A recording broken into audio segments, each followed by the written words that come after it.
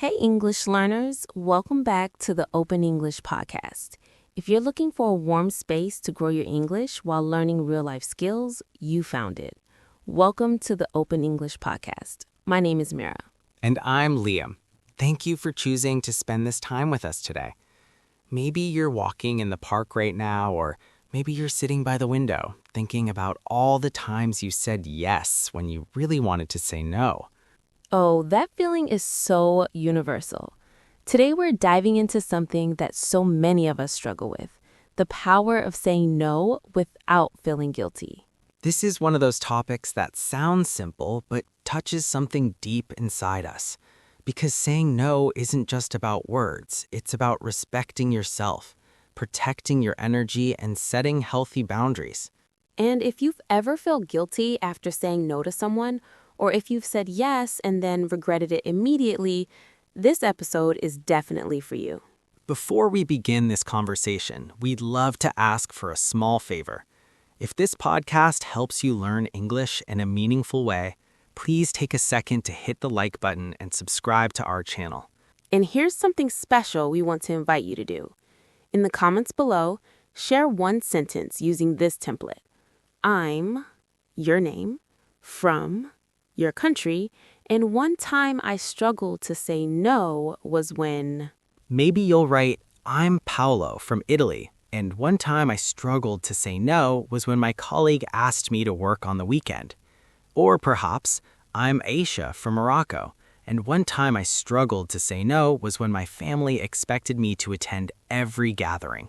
When you write your sentence, you're doing two important things. First, you're practicing active English, choosing words, building structure, expressing real feelings. Second, you're connecting with others who share the same struggle. Your comment might be the one that makes someone else feel less alone. And that's what community is all about, sharing our stories and supporting each other. So please, take 30 seconds after this episode and leave your comment. We read every single one and we appreciate you so much. Liam, I want to start with a personal question. Can you think of a specific time when you really struggled to say no to someone? Oh yes, very clearly. This happened about 2 years ago. I had a friend, let's call him Tom, and Tom was always asking for favors. What kind of favors? All kinds. Can you help me move this weekend? Can you lend me money? Can you pick me up from the airport at midnight? And every single time I would say yes. Even when you didn't want to? Even when I didn't want to. Even when it was inconvenient. Even when I was exhausted. I would say yes, and then immediately I would feel this heaviness in my chest. That heaviness is so real. It's like your body is sending you a warning signal. Exactly. My mind would be saying, be a good friend, be helpful, don't be selfish. But my body was saying, this doesn't feel right. What happened that made you realize you needed to change? One Friday evening, I had plans to relax at home. I was exhausted from work and I just wanted to order food and watch a movie. Then Tom called and asked me to help him paint his apartment, starting immediately. And you said yes? I said yes. I canceled my evening, drove to his place, and spent 4 hours painting walls. And the whole time I felt angry, not at Tom, but at myself. Because you betrayed your own needs. Yes, that's exactly the word. I betrayed myself. I abandoned my own needs to please someone else. And that night, driving home covered in paint, I realized this pattern had to stop. That's such an important realization. Can I share my story? Please do. Mine is a little different, but it comes from the same root. I used to work in an office, and my boss would always give me extra tasks at the last minute, usually around 4:45 p.m. when I was about to leave. Oh no, the classic just one more thing moment. Exactly. She would say, Mira, I know it's late, but can you finish this report before you go? It's urgent. And I would say, of course, no problem, with a smile on my face. But inside, Inside, I wanted to scream. I had dinner plans, I had a life outside work, but I kept saying yes, and I would stay until 7 p.m., sometimes 8 p.m., missing my plans, feeling resentful. Did your boss appreciate it? That's the painful part. She didn't even notice. She just expected it because I had trained her to expect it by never saying no. That's a powerful point. We train people how to treat us. Yes. If you always say yes, people learn that your boundaries don't exist. They learn that they can take and take and take. So what changed for you?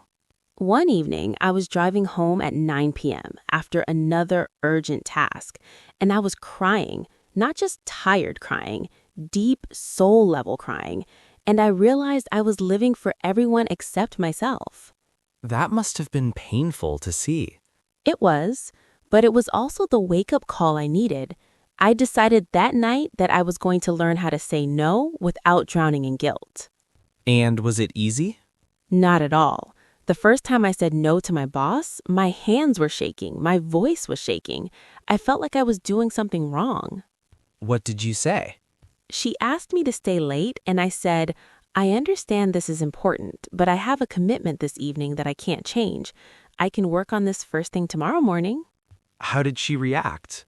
She was surprised. She paused for a moment, and then she said, okay, tomorrow morning is fine. And that was it. The world didn't end. She didn't fire me. Nothing terrible happened. But in your mind, you had built it up as this catastrophic event. Exactly. We create these horror stories in our heads about what will happen if we say no. But most of the time, people just accept it and move on. Mira, let's dig into the psychology here. Why is saying no so difficult for so many people? I think there are several deep reasons, and they all connect to how we were raised and what messages we received as children. Let's start with the first reason. Okay, reason number one.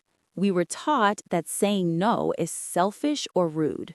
This is huge. Many of us grew up hearing, don't be selfish, share with others, be nice, help people.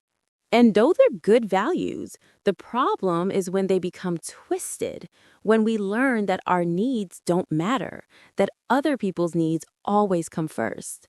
Especially for women, there's this cultural message that you should always be giving, always be caring, always be available. Yes, women are often called difficult or cold when they set boundaries. Men face this too, but in different ways. They're told to man up and not disappoint people. What's the second reason? Reason number two, we fear rejection or conflict. We're social creatures. Deep in our brains, rejection feels dangerous because historically, being kicked out of the tribe meant death. So when we think about saying no, our brain sends warning signals. If you say no, they won't like you. They'll abandon you. You'll be alone. Even though rationally, we know that's not true. Right, but fear isn't rational. So we say yes to avoid the uncomfortable feeling of potential conflict or rejection. What's the third reason people can't say no? Reason number three, we tie our worth to being useful. This is really deep. Explain more. Many people believe, often unconsciously, that their value comes from what they do for others. I am worthy because I help people. I am lovable because I'm useful. So if you stop helping, you fear you'll stop being worthy or lovable. Exactly. Your identity becomes the helpful one, the reliable one, the person who never says no. And if you change that, who are you? That's a scary identity crisis. It is. But here's the truth. You are worthy simply because you exist. You don't have to earn your worth through constant service. Say that again for the people in the back. You are worthy simply because you exist. Your value doesn't depend on how many favors you do or how often you say yes. What's the fourth reason people can't say no? Reason number four, we underestimate the cost of saying yes. What do you mean? When someone asks for something, we think about the immediate social cost of saying no, the awkwardness, the potential disappointment. But we don't think about the cost of saying yes. Exactly. We don't think about the time we'll lose, the energy we'll spend, the resentment we'll build, the stress we'll carry. Saying yes has a cost too. A huge cost, and often it's a bigger cost than the discomfort of saying no. So we need to start calculating both costs before we answer. Yes. Ask yourself, what will saying yes cost me in terms of time, energy, and peace of mind? And is that cost worth it? Okay, Mira, we've talked about why it's hard. Now let's get practical. How do we actually say no without drowning in guilt? First tool, the simple no. Explain this one. The simple no means you don't over-explain. You don't give 10 reasons or justifications. You just say, no, I can't, or no, that doesn't work for me. Why is this important? Because when you over-explain, you give the other person ammunition to argue with you. They can say, but surely you can move that appointment, or, but this will only take an hour. If you keep it simple, there's nothing to argue with. Exactly. No, I can't is a complete sentence. You don't owe anyone a detailed explanation. What's the second tool? Tool number 2, the polite but firm no. This is for situations where you want to be kind but still hold your boundary. Yes, you can say things like, I appreciate you thinking of me, but I'm not able to help with that. Or, thank you for the invitation, but I won't be able to attend. You're acknowledging them without apologizing. Right. Notice I didn't say, I'm so sorry 50 times. You can be polite without growling. What about when people push back? What if they say, come on, just this once, or I really need you? That's when you use tool number 3, the broken record technique. What's that? You repeat your no calmly and consistently, like a broken record player that keeps playing the same line. Can you give an example? Sure, I understand you need help, but I'm not available. They push, but it's really important. You repeat, I understand it's important, but I'm not available. They push again, it'll only take an hour. You repeat, I hear you, but I'm not available. You don't get pulled into defending yourself. Exactly. You stay calm, you stay consistent. Most people will give up after 2 or 3 attempts. What's tool number 4? The alternative offer, but use this carefully. What do you mean? Sometimes you can say no to the specific request, but offer something smaller. For example, I can't help you move all day Saturday, but I can help for 1 hour in the morning. When should you use this? Only when you genuinely want to help a little, and only when you're not doing it out of guilt. If you're offering an alternative just to soften the blow, don't do it. Because then you're still saying yes when you mean no. Right. The alternative should be something you're comfortable with, not a guilt offering. What about the guilt that comes after? You say no, the person accepts it, but then you lie awake at night feeling terrible. That's tool number 5, the guilt reframing practice. How does this work? When guilt appears, you talk to it. You say, I feel guilty, but guilt is not the same as doing something wrong. I have the right to protect my time and energy. You remind yourself that boundaries are healthy, not selfish. Yes, you can also ask yourself, if my best friend made this same decision, would I think they were wrong? Usually the answer is no, you'd support them. So give yourself the same compassion you'd give a friend. Exactly. Also, remember that guilt often comes from old programming. Your childhood voice is saying, good people always help, but adult you can say, good people take care of themselves too. What's the final tool? Tool number 6, buy yourself time. This is one of my favorites. When someone asks for something, you don't have to answer immediately. You can say, let me check my schedule and get back to you. Or, I need to think about that. Can I let you know tomorrow? This takes the pressure off. Yes, it gives you space to think clearly instead of reacting from fear or guilt.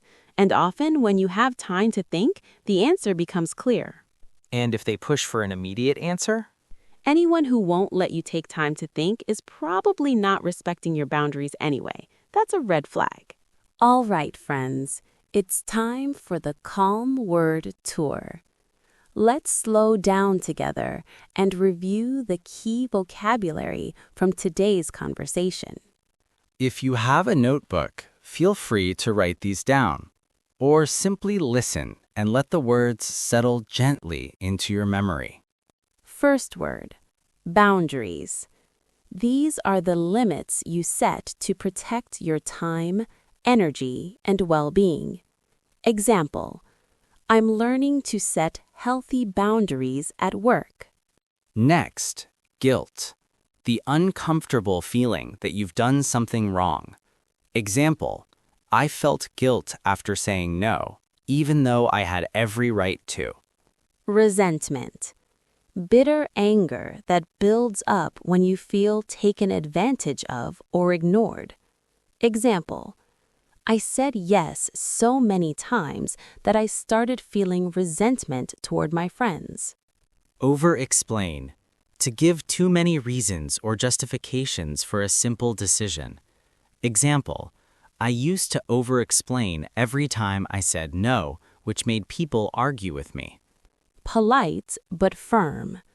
Being respectful in tone while maintaining a clear boundary. Example, you can be polite but firm when declining an invitation. Broken record technique. Repeating the same boundary calmly when someone keeps pushing. Example, she used the broken record technique and just kept saying, I'm not available. Alternative offer. Suggesting something different or smaller when you can't fulfill the original request. Example, I can't work all weekend, but I can offer 2 hours on Saturday morning. Reframe. To change how you think about something, to look at it from a different perspective. Example, I had to reframe my guilt and remember that setting boundaries is healthy. Red flag. A warning sign that something is wrong or unhealthy.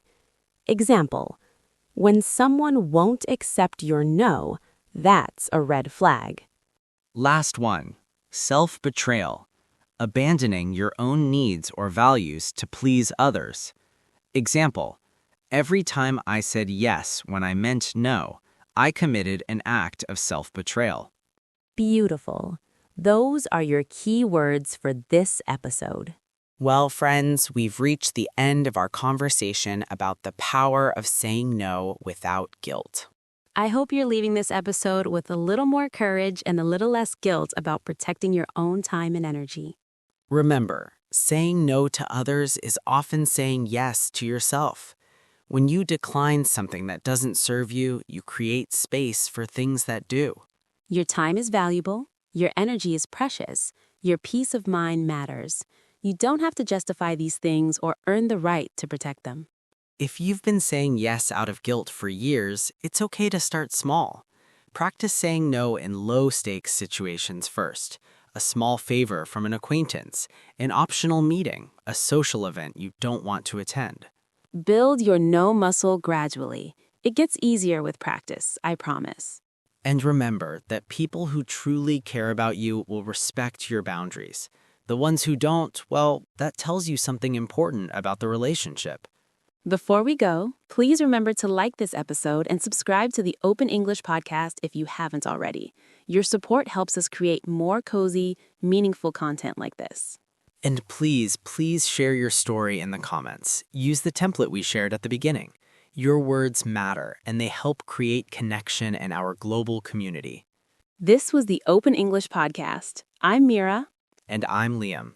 Stay gentle with yourself, practice your boundaries, and remember, you're under construction, and that's beautiful. Bye for now. Bye for now.